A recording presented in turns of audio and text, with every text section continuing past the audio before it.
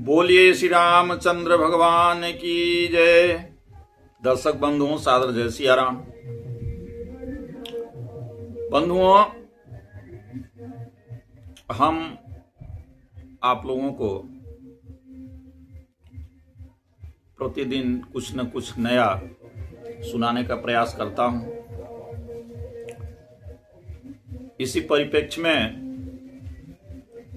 हम आज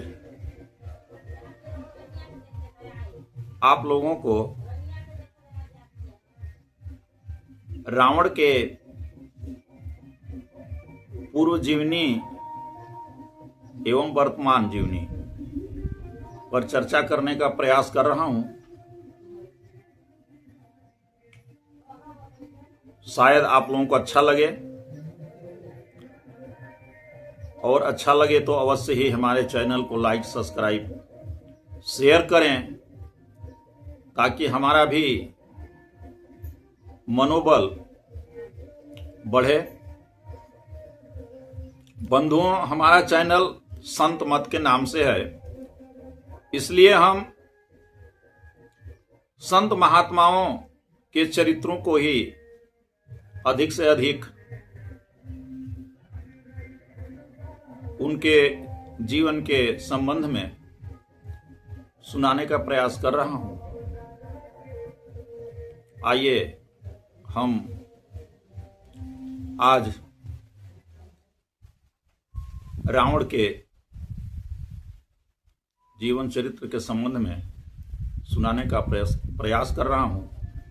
सादर जय सिया राम। रावण का जन्म पहले हुआ था और राम जी का जन्म बहुत दिनों बाद हुआ। यदि रावण का जन्म नहीं होता तो हम संतों भक्तों के को राम कथा, रामलीला सुनने देखने को नहीं मिलता। इसलिए रावण के वजह से राम को आना पड़ता है, और हम संत भक्तों को इस भवसागर से उद्धार करते हैं। लोभ ही रावण है, मोह ही मेघनाथ है, और क्रोध ही कुंभकर्ण है।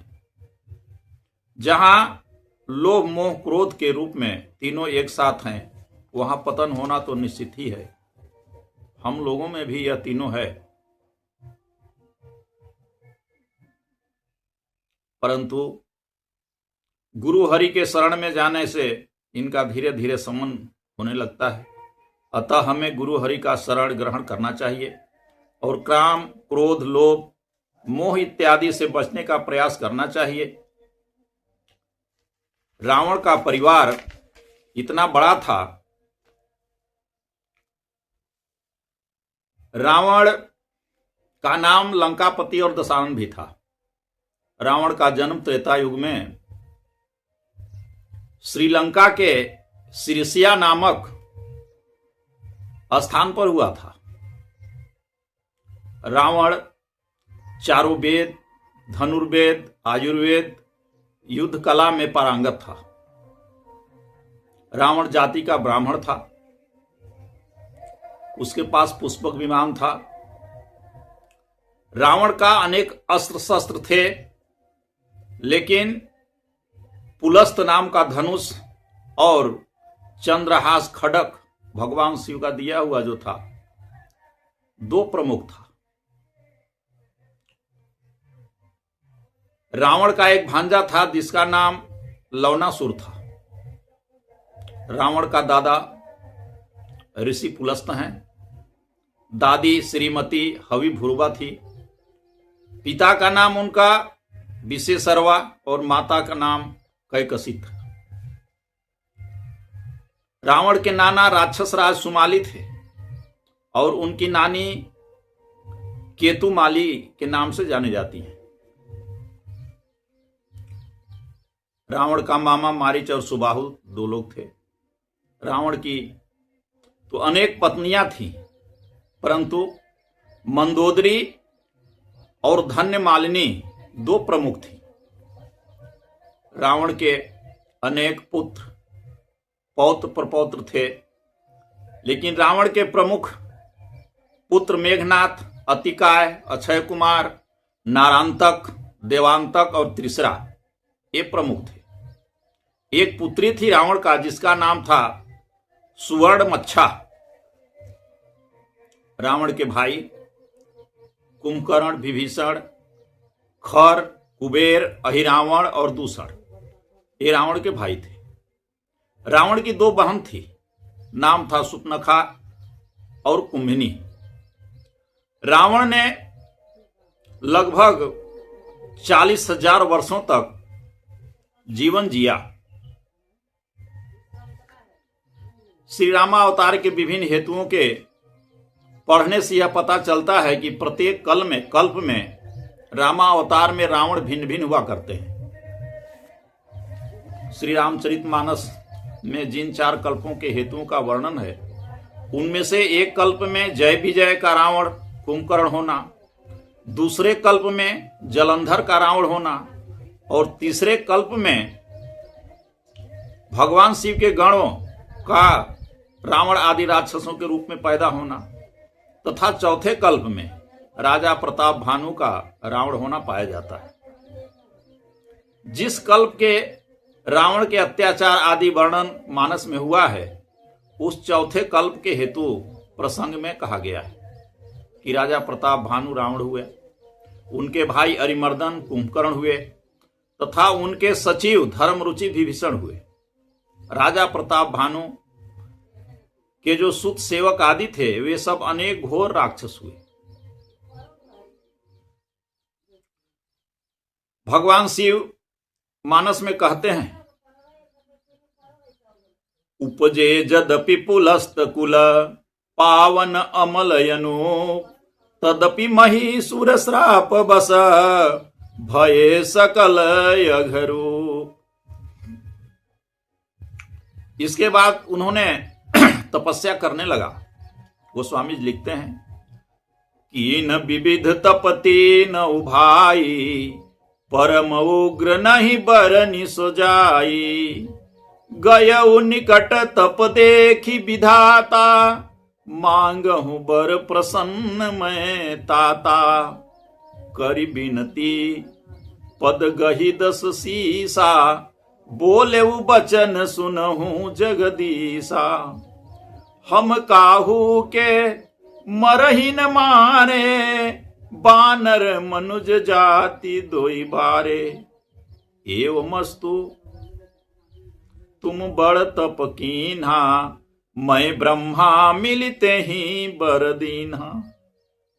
मैं और ब्रह्मा जी दोनों ने मिलकर रावण को उसकी याचना के अनुसार यह वरदान दिया कि बानर और मनुष्य को छोड़कर और किसी के हाथों से तुम्हारी मृत्यु नहीं होगी। कुंभकर्ण ने 6 मास की निद्रा और विभीषण जी ने भगवान की निष्काम भक्ति का वर प्राप्त किया। रावण के साथ मैदानों ने अपनी कन्या मंदोदरी का विवाह कर दिया। तत्पश्चात रावण ने अपने दोनों भाइयों का विवाह करके विधि निर्मित लंका को, जिसे मैदानों ने सुसज्जित किया था और जो पीछे कुबेर के अधिकार में थी, कुबेर के गणों को भगाकर अपनी राजधानी बना लिया और कुबेर पर चढ़ाई करके उससे पुष्पक विमान भी छीन लिया। एक बार उसने कैलाश पर्वत को भी उठा लिया और इस तरह मानो अपने बाहुबल की असीमता का परिचय दिया। उसने मेघनाद आदि अपने पुत्रों और सेवकों को अधर्म का प्रचार करने की आज्ञा दी और स्वयं गदा लेकर जो उठा तो देवलोक में चारों तरफ हाहाकार मच गया। समस्त दिक्पालों को भगा दिया, समस्त लोक और लोकपालों पर विजय प्राप्त कर लिया, विश्व भर को अपने बस में कर लिया। वह स्वतंत्र राजा बनकर देव, यक्ष, गंधर्व, मुनि, किन्नर और नाग आदि को जीतकर उनकी कन्याओं को ब्याह लाया। अधर्म को स्थापित करना और धर्म को निर्मूल करना, बस यही उसका एकमात्र कर्तव्य रह गया था। सारा संसार उसके भय से कांप उठा। ब्राह्मणों के गांव और गौशालाएं फूंकी जाने लगी। ऐसा भ्रष्टाचार फैला कि पृथ्वी भी अकुला उठा और उसने गौ का रूप धारण कर देवता और मनुष्यों के संग जाकर भगवान को पुकारा। भगवान ने दया कर आकाशवाणी की कि मैं अयोध्या में चक्रवर्ती दशरथ जी के यहां मनुज रूप में अवतार लेकर भूमि का भार हरूंगा, तुम लोग निर्भय हो जाओ। तब से ब्रह्मादिक देवता और पृथ्वी धैर्य के साथ बाट जो रहे थे। समय आने पर भगवान ने श्री राम अवतार धारण करके सर्वप्रथम श्री विश्वामित्र मुनि की यज्ञ की रक्षा के निमित्त ताड़का, सुबाहु आदि असुरों का संहार किया। मारीच को आगे के कार्य के विचार से जान से नहीं मारा, वे समुद्र पार लंका की ओर फेंक दिया। तत्पश्चात जनकपुर में जाकर रावण, बाणासुर आदि से न उठने वाले शिव धनुष को भंग करके सीता जी को ब्याह लाए और वनवासी लीला रचाकर लंका विजय को लक्ष्य करके प्रयाग, चित्रकूट होते हुए पंचवटी जा पहुंचे। वहां रावण की बहन सुपनखा के अपराध पर उसके नाक कान कटवाकर खरदूषण आदि 14 सहस्त्र राक्षसों का एक ही साथ संहार किया। तब सुपनखा ने लंका में जाकर रावण को प्रेरित किया। उसने कहा, सुपनखा रावण से कहता है,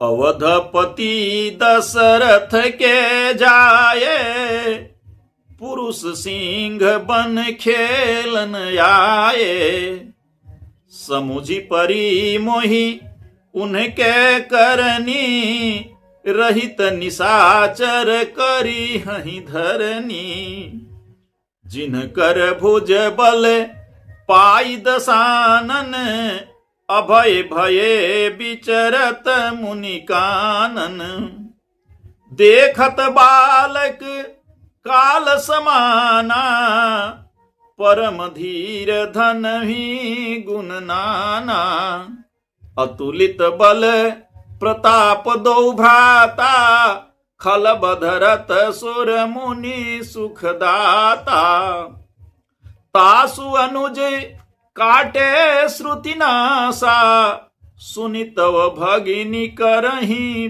परिहासा, खरदूषण सुनि लगे पुकारा, छन मह सकल कटक उन्ह मारा।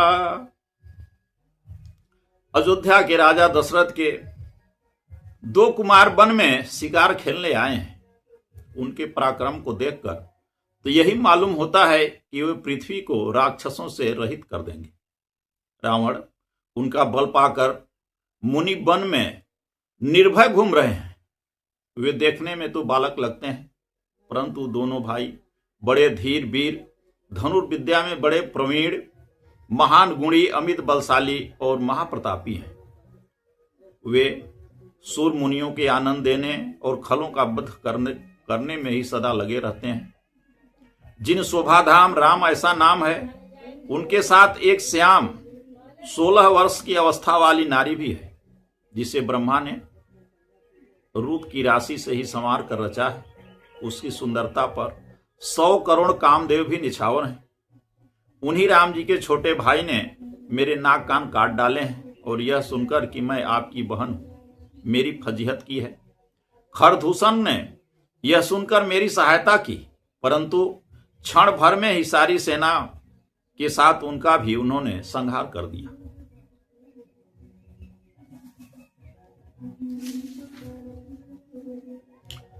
खरदूषण और त्रिशरा का मरण सुनते ही रावण के शरीर में आग लग गई।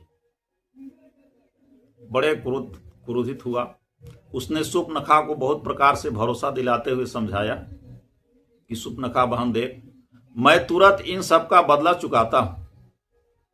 परंतु वह बड़ी चिंतित अवस्था में अपनी शयन कक्ष में गया और सोच के कारण उसे रात भर नींद नहीं आई।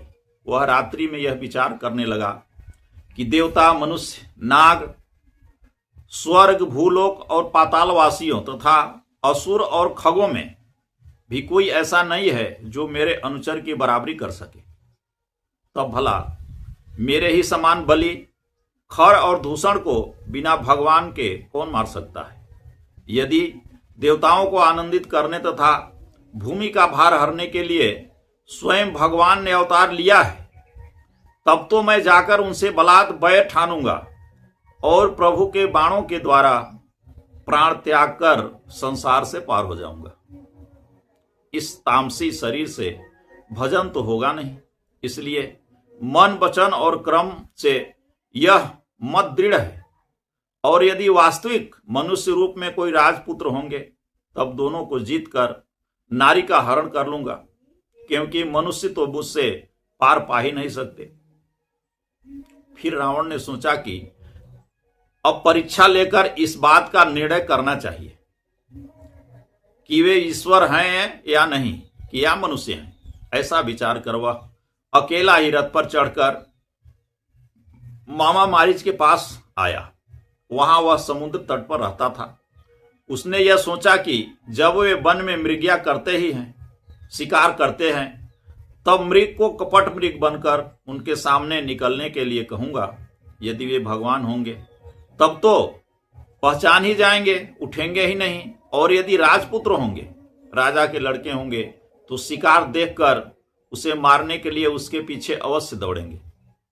और तब यह निश्चय हो जाएगा कि वे ईश्वर नहीं है, नर है।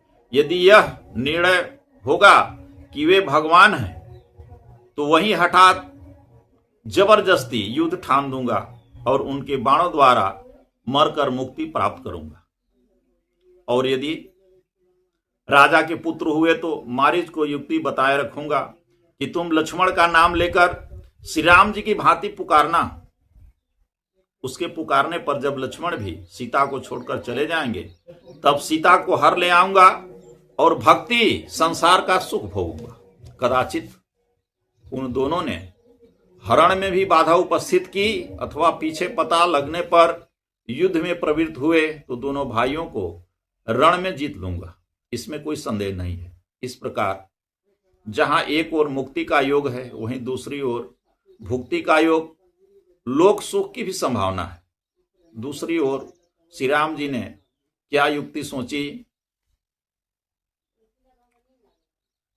हे पार्वती, उस सुंदर कथा को भी सुनो। वह रावण की युक्ति से भी विलक्षण थी। जिस समय लक्ष्मण जी फल मूल और कंद लाने के लिए वन में चले गए थे, उस समय एकांत पाकर भगवान श्री राम ने बिहसकर जानकी जी से बोले। भगवान कहते हैं, सुनहु प्रिया व्रत रुचिर सुशीला, मैं कछु करबी ललित नर लीला। तुम पावक मह करहु निवासा, जो लगी करऊं निशाचर नासा। जो लगी करऊं निशाचर नासा। प्रिय, आप तब तक अग्नि में निवास करें जब तक मैं राक्षसों का नाश न कर लूं। मैं कुछ ललित नर लीला करूंगा। अर्थात रावण मेरी परीक्षा करने आ रहा है। उसने सोचा है कि यदि वे ईश्वर मालूम हो, तब तो मैं यहीं युद्ध ठान कर प्राण दे दूंगा, और यदि राजपुत्र साबित हो तो उनकी स्त्री हर ले आऊंगा। परंतु मैं चाहता हूं कि रावण मुझे मनुष्य ही जाने, क्योंकि उसकी मृत्यु मनुष्य की हाथ से होने वाली है।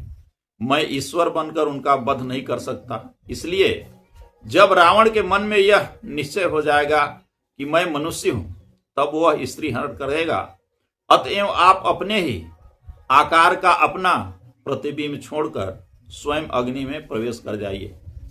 बंधुओं, जब कोई श्री राम जी के चतुराई करता है,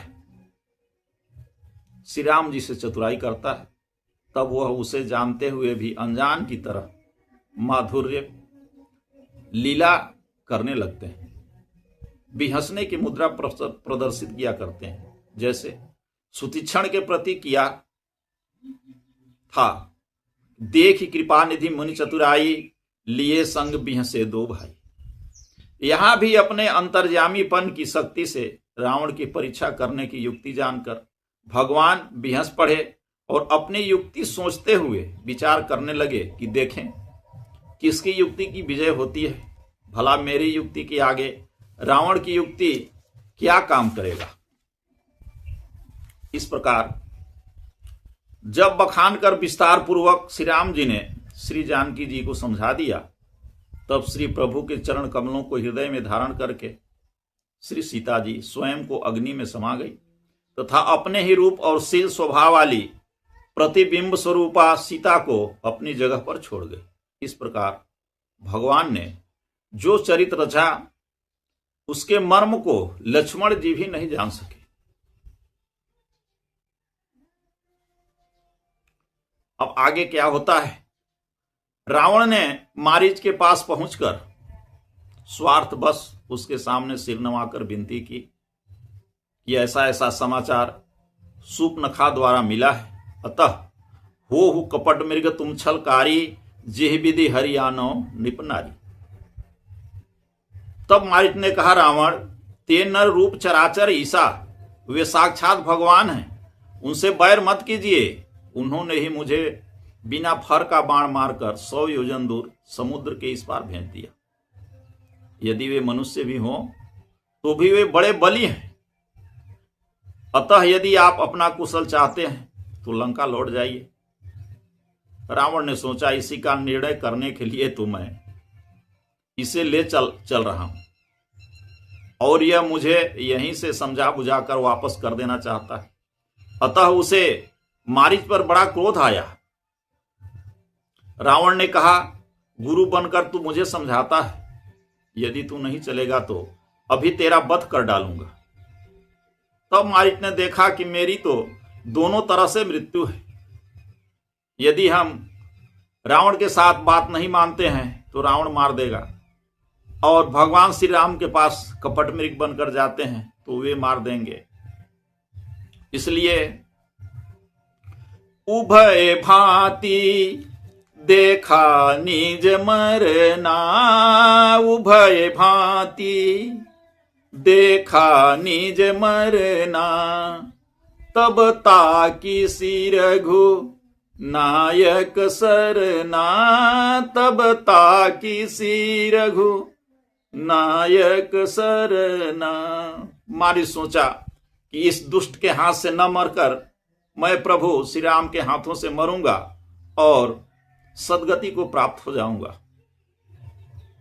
यह सोचकर पंचवटी के पास पहुंचकर वह कपट मृग बनकर श्री राम जी के सामने निकला। तब श्री रघुनाथ जी जैसे युक्ति पहले सोची थी उसके अनुसार मनुष्य की भांति उस माया मृग के पीछे दौड़ पड़े। भगवान शिव कहते हैं, निगम नेति शिव ध्यान न पावा, माया मृग पाछे सो धावा। भगवान शिव कहते हैं कि जिसका ध्यान संत महात्मा मुनिजन वेद नहीं पार पाते, वही भगवान ईश्वर परमात्मा माया रूपी मृग के पीछे दौड़ रहे हैं।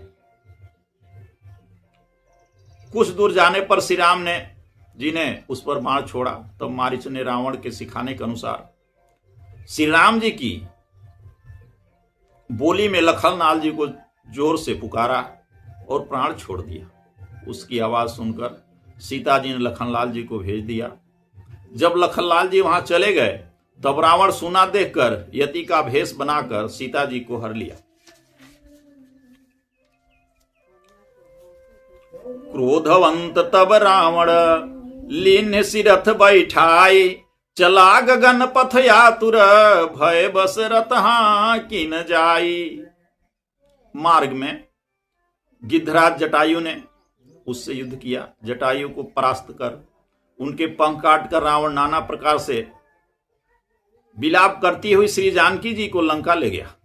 वहां उसने बहुत प्रकार से प्रेम पूर्ण प्रलोभन तथा नाना प्रकार के भय दिखाकर उन्हें राजी करना चाहा, परंतु जब हार गया, किसी तरह सीता जी ने उनकी पत्नी होना स्वीकार नहीं किया, तब उसने उन्हें महल से बाहर अशोक वाटिका में अशोक के वृक्ष के नीचे रखवा दिया और पहरे का पूरा प्रबंध कर दिया। रावण को यह श्राप था कि यदि तू किसी स्त्री के साथ उसे बिना राजी किए बलात्कार करेगा तो उसी समय तेरा मस्तक विदीर्ण हो जाएगा और तेरी मृत्यु हो जाएगी। इसी कारण उसने श्री सीता जी को महल में न ले जाकर बाहर अशोक वाटिका में रखा और अंत तक नित्य प्रति उसके पास जाकर साम दान भय और भेद से के प्रयोग द्वारा उन्हें राजी करने का प्रयत्न करता था। जिस समय से हनुमान जी मुद्रिका लेकर वहां बैठे थे पेड़ के ऊपर, उस समय भी संजोग से रावण वहां जा पहुंचा था और उसी दुष्ट कामना की पूर्ति के प्रयत्न में लगा हुआ पाया गया। जिस समय रावण 1 मास की अवधि देकर वापस लौटा, उसके पश्चात श्री हनुमान जी ने श्री सीता माता को शहीदानी के रूप में मुद्रिका प्रदान की, श्री रघुनाथ जी का कुशल संदेश सुनाया तथा लंका भस्म करके वहां से लौटकर श्री सीता जी का कुशल समाचार श्री रघुनाथ जी को दिया।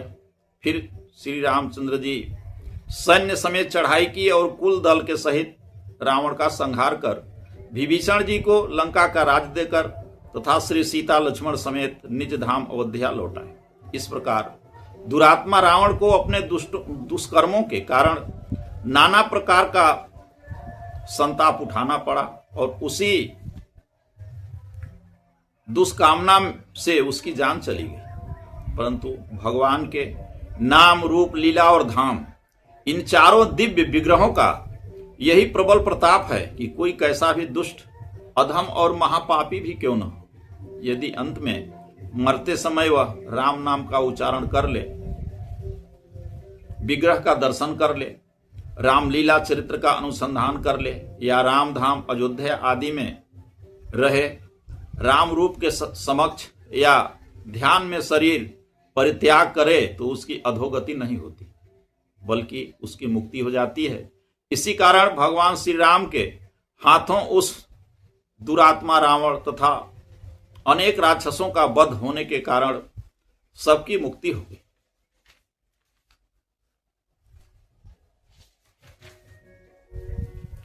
रावण मूर्ख हृदय था। इसी से अनेक बार समझाने पर भी उसे श्री राम जी ईश्वर नहीं ज्ञात हुए। वह उन्हें मनुष्य ही मानता रहा। श्री लक्ष्मण जी होश में आना सुनकर रावण अति विषाद युक्त हो गया और सिर पीटने लगा। कुंभकर्ण ने पूछा, भाई रावण, तुम्हारे मुख क्यों सूख गया है? कुंभकर्ण की मृत्यु पर उसका सिर छाती से लगाकर रावण बहुत विलाप करता रहा। मेघनाथ का वध सुनते ही वह मूर्छित होकर पृथ्वी पर गिर पड़ा। रावण मंद, कामांध, राम विमुख, मोहांध और जीवद्रोही था। इसलिए न तो उसे संपत्ति मिल सकी, न शुभ सगुन हुए, न स्वप्न में भी उनको कहीं विश्राम मिला।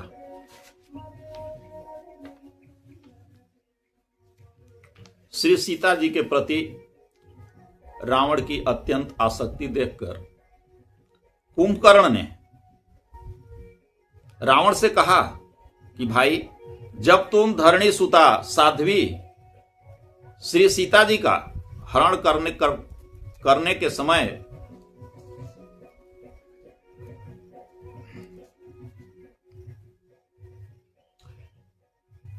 सीता जी के विषय में जानते ही थे कि वह पतिव्रता शिरोमणि स्त्री है, तब उसका हरण करने के समय तुमने अपनी राक्षसी माया के द्वारा राम का ही रूप क्यों नहीं धारण कर लिया? यति का भेष क्यों बनाया? यदि राम जी का रूप बना लेते तो तुम्हारी कामना इसी धोखे में पूरा हो जाती। जिस तरह इंद्र ने गौतम बनकर अपनी कामना पूरी की थी। इस पर रावण ने कुंभकर्ण को उत्तर दिया, भाई, मैं ऐसा अल्प बुद्धि नहीं हूं कि मुझे यह युक्ति नहीं सूझी हो। मैंने ऐसा ही करना चाहा था, परंतु तुम तो जानते ही हो कि जब किसी का रूप धारण किया जाता है तब पहले उसका ध्यान किया जाता है और फिर पीछे उसका रूप बनाया जाता है। जब मैं श्री राम का रूप, जो निर्मल दुर्वा दल के समान श्याम है, ध्यान करने लगा तो उस ध्यान ने मेरे हृदय का ऐसा विचित्र हाल कर दिया कि मेरे अंदर वैराग्य उत्पन्न होने लगा और पराई स्त्री के अंग संग के सुख की तो गणना ही क्या, साक्षात ब्रह्म सुख भी जो परम सुख कहा जाता है उस ध्यान आनंद के आगे तुच्छ प्रतीत होने लगा। तब मैंने सोचा कि यह तो मुझे किसी दूसरे ओर ले जा रहा है, इसमें मेरा काम नहीं बनेगा। अतएव जल्दी से मैंने उस ध्यान से अपने मन को हटा लिया और इस कारण फिर मैं राम रूप न बना सका। धन्य है श्री राम जी का ध्यान, जिसने रावण के पहाड़ सरीखे अंतःकरण को भी मोड़ना प्रारंभ कर दिया। रावण एक कामना, केवल स्त्री की कामना के वजह से उन्होंने अपना पूरा कुल समेत राक्षसों का नाश करा दिया। यही पराई स्त्री पर कुदृष्टि डालने का कारण उसने अपना पूरा वंश का मूलोच्छेदन करा दिया। परंतु एक तरफ यह भी उसने बहुत परम लाभ पाया कि परमात्मा के बाणों से उनके सामने अनेक दुर्वचन बोलकर भगवान को संबोधित किया, पर भी वह भगवान राम के बाणों के द्वारा अपने कुल समेत भवसागर को पार हो गया। इस कथा से हमें यह शिक्षा मिलता है कि हमें भी चाहे जैसे भी हो, चाहे राग से या अनुराग से, परमात्मा का नाम अवश्य लेना चाहिए, जिससे हमारा आपका भी सद्गति हो, कल्याण हो जाए। बोलिए श्री रामचंद्र भगवान की जय।